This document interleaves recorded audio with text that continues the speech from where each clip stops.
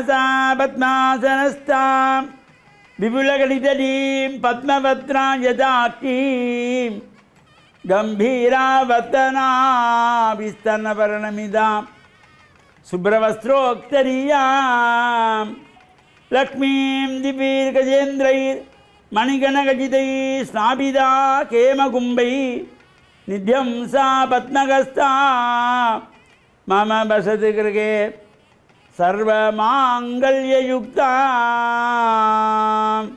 மகாலக்ஷ்மீ च विद्महे विष्णुपत्नी च धीमहि तन्नो लक्ष्मी प्रचोदयात् नारायणाय विद्महे वासुदेवाय धीमहि तन्नो विष्णु प्रचोदयात् ஓம் நமச்சிவாய. மேன்மைகள் சைவ நீதி விளங்குக உலகமெல்லாம். நோயற்ற வாழ்வே குறைவற்ற செல்வம். அந்த நோய் நொடிகள் இல்லாத வாழ்வு இந்த உலக மக்கள் எல்லோரும் வாழ வேண்டும் என்று கலியுகத்தின் காந்தமலை ஜோதியாகிய சபரிமலை சுவாமி ஐயப்பனுடைய திருவடிகளை சிறந்தாழ்த்தி அலங்கார கந்தன் நல்லூர் கந்தனுடைய பரிபூர்ணமான திருவருள் உலகெங்கும் வாழுகின்ற அனைத்து மக்களுக்கும் கிடைக்க வேண்டும் என்று நல்லூரானை பிரார்த்தித்து டான் தமிழொலி ஓம் தொலைக்காட்சி நேயர்கள் அனைவருக்கும் சர்வதேச இந்து மத குருபீடம் அகில இலங்கை சபரிமலை ஸ்ரீ சாஸ்தாபுரத்தின் சார்பில் இனிய வணக்கங்களும் நல்லாசிகளும். இன்றும் மங்களகரமான குரோதி வருஷம் ஆடி மாதம் 31ஆம் நாள். இன்றோடு இந்த ஆடி மாதம் நிறைவு பெறுகிறது. நாளைய தினம் ஆவணி மாத பிறப்பு. இன்று இந்த ஆடி மாதம் நிறைவு பெறுகின்ற பொழுதும் இன்று ஆடி வெள்ளிக்கிழமை. இன்று மகாவிஷ்ணுவனுடைய மாதங்கள் தோறும் அனுஷ்டிக்கின்றதாகிய ஏகாதசி விரத நாள். வேண்டும் வரங்களை எல்லாம் தரவல்லவளாகிய இந்த மகாலட்சுமியை ஸ்ரீ வரலட்சுமியாக ஆவாகனம் செய்து வழிபாடு செய்கின்ற ஒரு சிறப்பு வரலட்சுமி விரதம். வேண்டும் வரங்களையெல்லாம் தரக்கூடியவள். திருமண தடைகளையெல்லாம் நீக்கி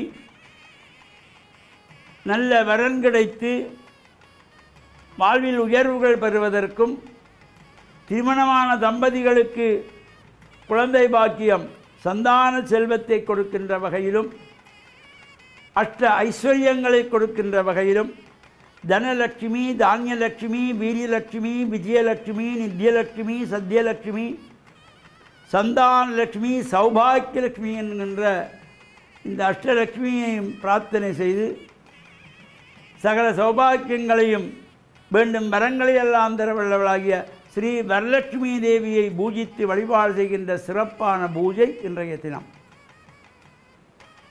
எமது அகில இலங்கை சபரிமலை சாஸ்தாபுரத்திலே கடந்த 43 ஆண்டுகளுக்கு முன்பு இந்த வரலட்சுமி பூஜை பரவலாக அறிமுகப்படுத்தப்பட்டது.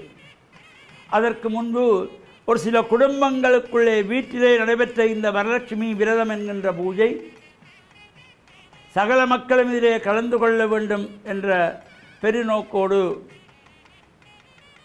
அகில இலங்கை சபரிமலை சாஸ்தாபுரத்தினாலே இது வெளிக்கொணர்ந்து எல்லோரும் கலந்து கொள்ளுகின்ற வகையிலே ஆரம்பிக்கப்பட்டது 43 ஆண்டுகளுக்கு முன்பு.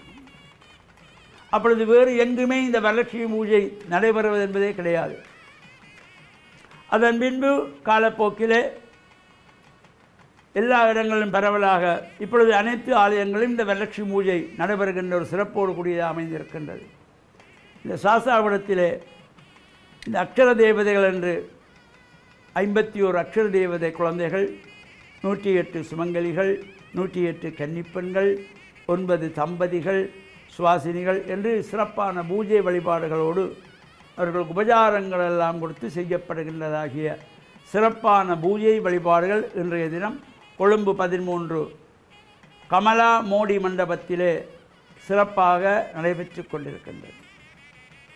அதிகாலை ஆரம்பமாகி சூரிய பூஜை வழிபாட்டோடு கோமாதா பூஜை நடைபெற்று இந்த வரலட்சுமி விரத பூஜைகள் வழிபாடுகள் நடைபெற்று இந்த நோன்பு கயிறு அனைவருக்கும் வழங்கப்படும்.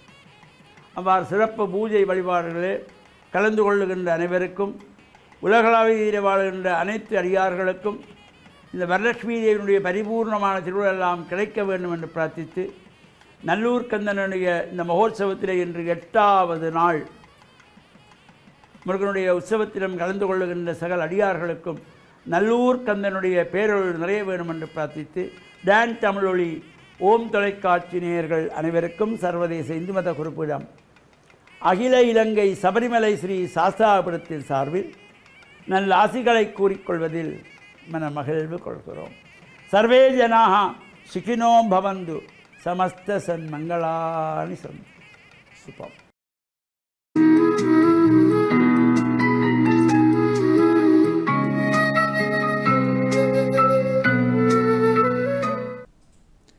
இறை இயேசுவில் என் அன்பு நெஞ்சங்களே, கிறிஸ்தவ நற்சிந்தனை வேளையில் உங்களை சந்திப்பதிலே பெருமகிழ்வு கொள்கின்றேன்.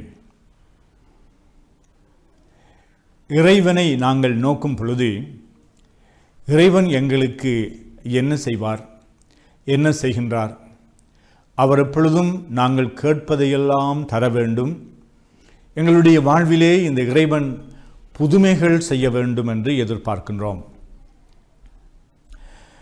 இறைவனை மன்றாடினால் எங்களுக்கு புதுமைகள் கிடைக்கும் என்று நம்புவது நல்லது, தேவையானது. ஆனால் புதுமைகள் செய்தால்தான் இந்த இறைவனை நாங்கள் ஏற்றுக்கொள்ளுவோம் என்பதனால் நாங்கள் கோவில் விட்டு கோவில் செல்லுகின்றோம். புனிதர்கள் ஒவ்வொரு ஆலயங்களிலே இருக்கின்ற புனிதர்களை மன்றாடுவதற்காக, அவர்களிடம் மன்றாடுவதற்காக செல்கின்றோம். புதுமைகள் கிடைக்க வேண்டும், புதுமைகள் செய்ய வேண்டும். இந்த புதுமைகளை பார்த்துத்தான் நான் இறைவனை ஏற்றுக்கொள்வதா இல்லையா என்று நிச்சயிக்கின்றோம். ஆனால் நம்பிக்கை உள்ளவர்களுக்கு, இறைவனை நம்புகின்றவர்களுக்கு அவர்களுடைய வாழ்வில் இடம்பெறுகின்ற நிகழ்வுகள் அனைத்துமே புதுமைகள் தான். அவர்கள் சந்திக்கின்ற மனிதர்கள் எல்லோருமே இறைவனால் எங்களிடம் அனுப்பி வைக்கப்பட்டவர்கள். அவர்கள் பணக்காரர்களாக இருக்கலாம், ஏழைகளாக இருக்கலாம். ஒருவர் எனக்கு உதவி செய்யலாம், இன்னும் ஒருவர் என்னுடைய உதவியை வேண்டி நிற்கலாம். எல்லோருமே இறை நம்பிக்கை என்னுடைய பார்வையிலே இறைவன் எங்களுக்கு தருகின்ற அவருடைய பிரசன்னமாக இருக்கின்றது. ஆண்டவர் இயேசுவிடம் கேட்டார்கள், ஒரு அடையாளம் எங்களுக்கு செய்து காட்டும், அப்பொழுது நாங்கள் உம்முடைய வார்த்தைகளை நம்பலாம் என்று சொல்லி. அடையாளத்தை கண்டு, அந்த அடையாளத்திலே இனம் கண்டு, அடுத்த மனிதர்கள் யாரென்று நாங்கள் அவர்களுடைய சொல்லும் செயலும் எங்களுக்கு அடையாளங்களாக, செய்திகளாக வருகின்ற பொழுது நாங்கள் அவர்களை ஏற்றுக்கொள்வதும் நம்புவதும் சாதாரணமானவை. ஆனால் இறைவனை பொறுத்தளவிலே இறைவன் எங்களுக்கு பல அடையாளங்களை தந்து கொண்டிருக்கின்றார். இந்த இயற்கை எல்லாமே அடையாளங்கள். நாங்கள் சந்திக்கின்ற மனிதர்கள் எல்லோருமே அடையாளங்கள். எங்களுடைய வாழ்விலே இடம்பெறுகிற நிகழ்வுகள் எல்லாமே அடையாளங்கள். இறைவன் எங்களை அன்பு செய்கின்றார். இந்த இறைவன் எங்களை அன்பு செய்கின்றார் என்பதற்காக இறைவன் பல அடையாளங்கள் ஊடாக அந்த அன்பை எங்களுக்கு வெளிப்படுத்துகின்றார், பகிர்ந்து கொள்கின்றார். இப்படி எங்களுடைய வாழ்வை நாங்கள் இறைவன் மீது எங்களுக்கு இருக்கின்ற அந்த நம்பிக்கையின் வெளிப்பாடாக பார்க்கின்ற பொழுது, அந்த விசுவாச கண்ணோட்டத்தோடு அனைத்தையும் பார்க்கின்ற பொழுது, அனைத்துமே ஆண்டவருடைய செயல் என்பதை நாங்கள் இனம் கண்டுகொள்வோம். எங்களுடைய மனங்கள் எப்பொழுதும் பேதலித்து போய் சஞ்சலம் அடைந்து அவை குழம்பிய நிலையிலே, அமைதி இழந்த நிலையிலே இருப்பதற்கு அடிப்படை காரணம் நாங்கள் இறைவனை நம்பாதது. அந்த தெய்வம் எங்களுடைய தெய்வம் என்பதை நாங்கள் அறிந்து கொள்வது மட்டுமல்ல, உள்ளத்தின் ஆழத்திலே அதை ஏற்றுக்கொள்ள வேண்டும். இந்த இறைவன் என்னை கைவிட மாட்டார் என்ற அந்த நம்பிக்கையிலே நாங்கள் எனக்கு ஒரு அடையாளத்தை காண்பியும், அப்பொழுது நாங்கள் உம்மை ஏற்றுக்கொள்வோம் என்பதல்ல. நாங்கள் உம்மை ஏற்றுக்கொள்வதனாலே நாங்கள் காண்கின்ற அடையாளங்கள் யாவும் ஆண்டவர் எங்களுக்கு தருகின்ற நம்பிக்கையின் பிரதிபலிப்புகளாகவே இருக்கும். அந்த இறைவன் எங்களை அன்பு செய்வதனால் தான் சில வேளைகளிலே சில புனிதர்கள் தங்களுடைய அனுபவத்திலே பகிர்ந்து கொண்டிருக்கின்றார்கள். அவர்களுடைய துன்பம் கூட இறைவன் தங்களை அன்பு செய்வதனாலே தருகின்ற அந்த துன்பம் என்று கூட அவர்கள் சொல்லுவார்கள். அனைத்தும் இறைவனுடைய கரங்களில் இருந்துதான் வருகின்றன. அப்படி நாங்கள் அவற்றை ஏற்றுக்கொள்கின்ற பொழுது எங்களுடைய சோம்பல்தனத்தினாலே, எங்களுடைய பிழைகளினாலே, எங்களுடைய தவறுகளினாலே, நாங்கள் செய்கின்ற குற்றங்களினாலே வருகின்ற குழப்பம் அல்ல, மாறாக அனைத்தும் இறைவன் எங்களுக்கு தருகின்ற அவருடைய அளவில்லாத அன்பினுடைய வெளிப்பாடாக நாங்கள் பார்க்கின்ற பொழுது நிச்சயமாக எங்களுடைய மனம் எப்பொழுதும் அமைதியாக, குழப்பம் இல்லாமல், இடப்பட்ட கப்பல் போன்று அது எந்த காற்றுக்கும் புயலுக்கும் அது அசைபுறாத, அது மிகவுமே பாதுகாப்பாக இருக்கின்ற கப்பலை போன்று எங்களுடைய வாழ்க்கை இருக்கும். எனவே ஆண்டவரிடம் எங்களுடைய நம்பிக்கையை மீண்டும் மீண்டும் புதுப்பித்து கொண்டு இந்த இறைவனுடைய பாதார பிந்தத்திலே ஆண்டவருடைய கரங்களிலிருந்து எங்களுக்கு அனைத்தும் கிடைக்கின்றன அந்த நம்பிக்கையிலே வளர்வதற்கு இந்த நாளிலே நாங்கள் இறைவனை இன்னும் அதிகமாக நம்புவோமாக. ஆமென்.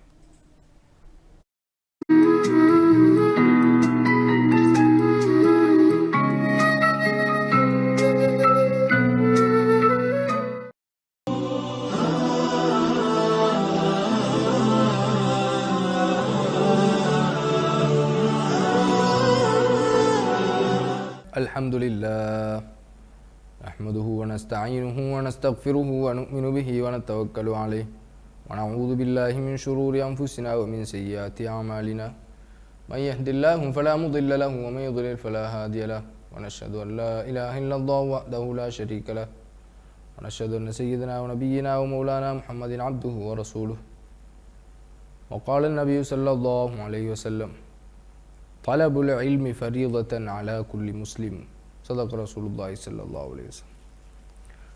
கண்ணியத்திற்குரிய அன்பார்ந்த நேயர்களே, சகோதரர்களே, நபி ஸல்லல்லாஹு அலைஹி வஸல்லம் அவர்கள் கூறினார்கள், ஒவ்வொரு முஸ்லிமின் மீதும் கல்வியை தேடி கற்றுக்கொள்வது கடமையான ஒன்று என்று கூறினார். பொதுவாக இந்த ஹதீஸை வைத்து நாங்கள் நோக்கும்போது மார்க்க கல்வி என்பது முக்கியத்துவமான ஒரு இடத்தை பெறுகின்றது. ஏன்? இறைவனால் வழங்கப்பட்ட மார்க்கத்தை விளங்கிக் கொள்கின்ற ஒரு பண்பு, ஒரு தேட்டம், ஒரு தேடல் ஒவ்வொரு முஸ்லிமுக்கும் வர வேண்டும் என்பதுதான் இந்த ஹதீஸுடைய நோக்கமாக இருக்கின்றது. இந்த பொன்மொழி கூறுவது என்ன? வாழ்வின் நோக்கத்தை அறிந்து கொள்ளக்கூடிய கல்வியை தேடுவது ஒவ்வொரு மனிதன் மீது கடமை. வாழ்வின் நோக்கம் என்ன? படைத்த இறைவனை திருப்திப்படுத்தி வாழ்வதுதான் வாழ்வின் நோக்கமாக இருக்கின்றது. ஒரு பிள்ளையுடைய நோக்கம் என்ன? பெற்றோருடைய பொருத்தத்தை பெற்றுக்கொள்வதுதான் பிள்ளையுடைய நோக்கம். பிள்ளை என்று சொன்னால் என்ன? தன்னுடைய தேவையை தான் சுயமாக பூர்த்தி செய்யும் காலம் வரை பெற்றோரில் தங்கியிருப்பதுதான் பிள்ளை. எனவே அந்த நேரத்திலே பிள்ளையுடைய டியூட்டி, பொறுப்பு என்ன? பெற்றோருடைய பொறுப்புகளை, கடமைகளை நிறைவேற்றுவது, அவர்களை திருப்திப்படுத்துவது, அவர்களுடைய பொருத்தத்தை பெறுவது. இந்த வாழ்வு அல்லாஹ்வினால் கொடுக்கப்பட்டது. எனவே அல்லாஹ்வின் கட்டளைகளை நிலைநாட்டுவதுதான் அல்லாஹ்வினுடைய அடியார்களாகிய எங்களுடைய செயல்களாக இருக்கின்றது. எனவே அவனுடைய கட்டளைகளை விளங்குவதற்கு நாங்கள் நேரம் எடுப்பது, நாங்கள் அதனை தேடி பெற்றுக்கொள்வது, அல் குர்ஆனுடைய அறிவை பெற்றுக்கொள்வது, அல் ஹதீஸுடைய பொன்மொழிகளுடைய விளக்கங்களை, நல்லது, கெட்டது, ஹராமானது, ஹலாலானது போன்ற பல விடயங்களை நாங்கள் அறிந்து கொள்வதற்கு மார்க்க அறிவின் முக்கியத்துவத்தை ரசூல் ஸல்லல்லாஹு அலைஹி வஸல்லம் அவர்கள் கூறினார். அதே போன்று இந்த ஹதீஸுக்கு விளக்கம் கூறுகின்ற அறிஞர்கள் உலகின் தேவைகளை நிறைவேற்றக்கூடிய எந்தெந்த விடயங்களெல்லாம் படிப்பாக, கல்வியாக, அறிவாக இருக்கின்றதோ அதனையும் பெற்றுக்கொள்ள வேண்டும், அதனையும் விளங்கிக் கொள்ள வேண்டும், அதனையும் இஸ்லாம் காட்டித்தந்த முறைப்படி நாங்கள் அதனுடைய வரையறைகளை பேணி கற்றுக்கொள்வதுதான் இந்த அறிவு பூரணமாகுவதற்குரிய ஒரு அடிப்படையாக இருக்கின்றது. தொழில் எவ்வாறு செய்ய வேண்டும், அதிலே எவ்வாறு ஹலால் ஹராம் பேண வேண்டும், ஹலால் ஹராமை படிக்க வேண்டும், அதன் பிறகு தொழிலுடைய துறைகளை படிக்க வேண்டும். அப்போதுதான் இவர் ஹலாலான நேர்மையான சுத்தமான தொழிலை செய்யக்கூடியவராக மாறுவார். ஒரு ஜொப் உத்தியோகம் செய்ய வேண்டும், மருத்துவம் படிக்க வேண்டும், பொறியியல் படிக்க வேண்டும், சட்டம் படிக்க வேண்டும்.